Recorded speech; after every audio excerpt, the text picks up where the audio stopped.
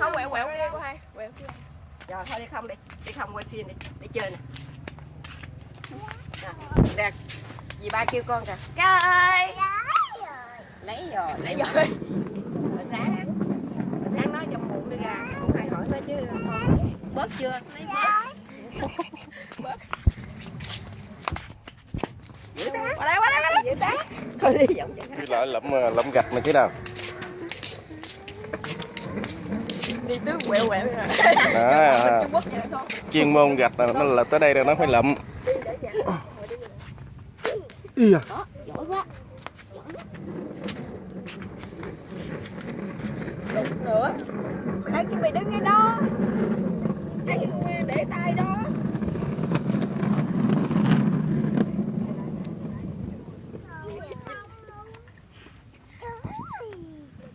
Giỏi quá.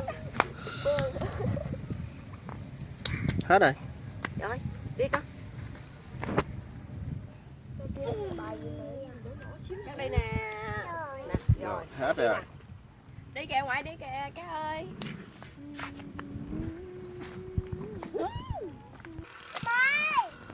Mày cứ quay xe để cá đưa ghé đây quá. Vậy kìa.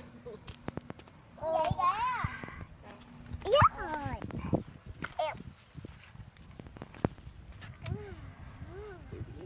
Đẩy đi, đẩy em đi.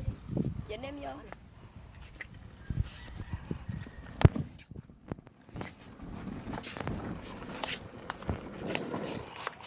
Chạy luôn đi. Luôn đi.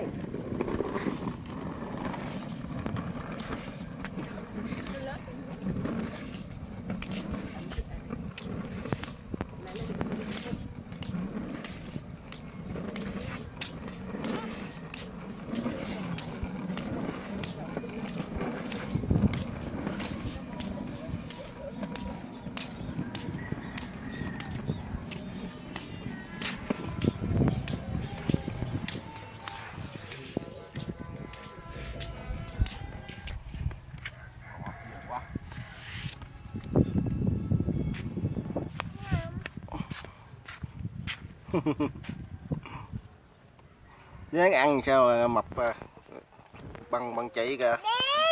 Ốm nhôm nhách à. Bill đây, Bill cắt kêu kìa.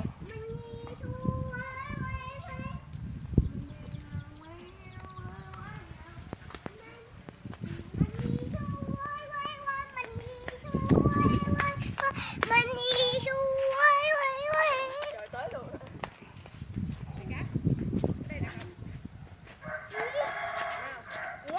Kìa xe kìa.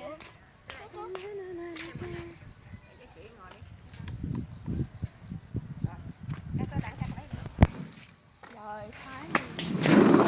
Đi đừng chạy. Lên xe kìa. Đi ngồi chạy. Đây con học đây. Tới này luôn hả? Đi cái ngồi xe. Chạy mà lộn.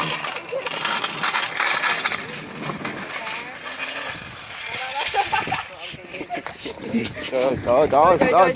Dữ ta. Chạy nữa đi con. Hay quá. Đua nè. 1, 2, 3. Đó.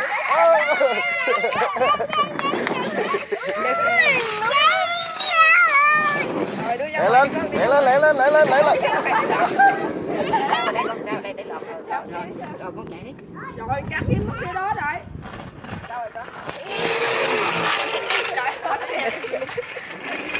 Nè con. Tới đây. Đua liền. Chưa thấy khác có tiếng bộ. Ba, con cắt để xe hả? Lắc. Dữ ta. Lắc ở đây nè con. Lắc ở đó. Rồi. Rồi đua đây, Bill lại bơi.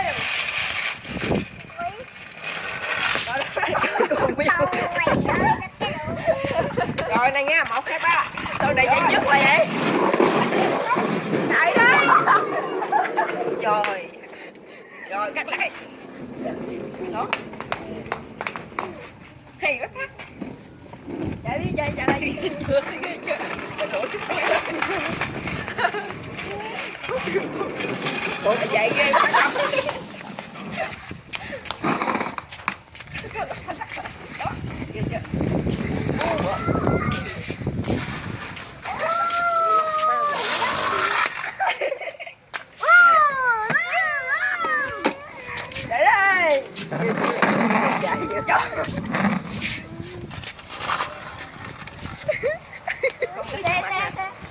Dạ, Bill vô Bill.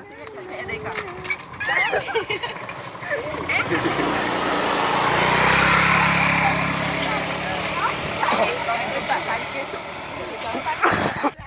Một, hai, ba.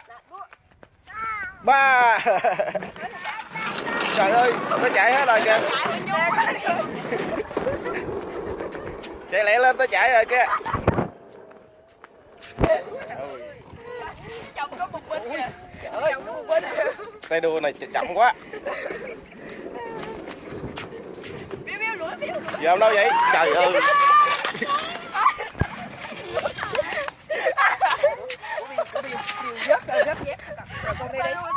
Xe kìa, tránh giờ xe con. Tránh giờ.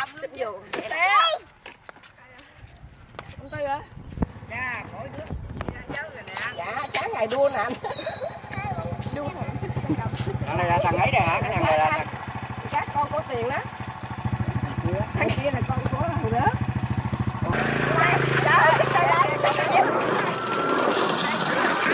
Ông lại nhà mình ông nó ăn Tết ông nó nằm tại chỗ ngủ đúng không? Những nó thác, những nó trời ơi trời. Phải lái trời gục trời. Đã xe gì? Con chạy ra con chạy. Gà biếu qua đây với ơi.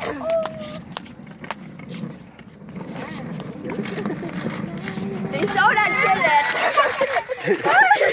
Hai đứa đụng nhau. Chạy biếu.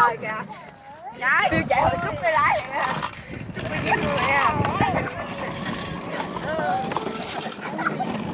Rồi con đi đi, con ra đây con chạy vô đây.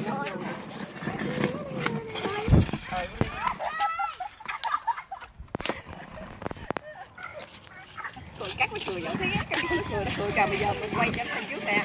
Cười dễ thương lắm nè. Thấy người ta té cười. Quay mình như khùng luôn á sâu. Rồi con chạy tới đi con. Rồi, quay trở lại. Bữa đầu về. Thôi về hả con? Thôi về đây con đi đi đi về lái.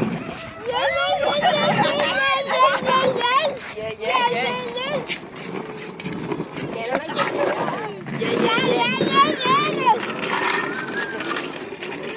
Đi cái quanh lại hoài.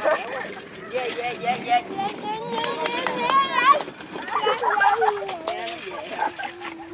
Nó nằm sát xuống dữ. Cô thì rớt nhét một thằng. Có cả. Tay đuôi nằm ở đây nằm sát. Rồi con về con đạp về đi. Chạy về đi con. Về. Không?